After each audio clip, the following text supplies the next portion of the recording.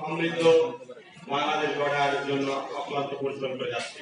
আধুনিক কৃষি গড়ার প্রত্যয় নিয়ে কৃষি সম্প্রসারণ অধিদপ্তর কার্যক্রমগুলো পরিদর্শন করবেন এবং সবাই একটি করে অন্তত গাছ বনন করছে এবং আমি আহ্বান জানাবো যারা এখানে উপস্থিত আছে তারা আমরা সবাই মিলে এই দেশটাকে জাতির জনদেশ এই সময় পাবো।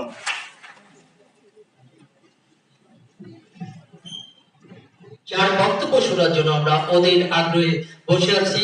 টেকনাফ থেকে তেতুলিয়া শুভেচ্ছা বক্তব্য রাখার জন্য বিনীতভাবে অনুরোধ করছি বোদা থানার অফিসার ইনচার্জ।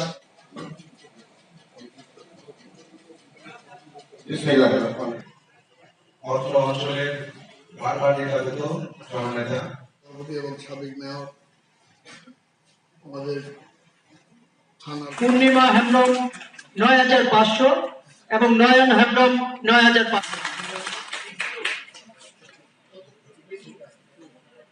এবং এই অত্র এলাকার এমপির ঐচ্ছিক তহবিল থেকে টাকা বিতরণ।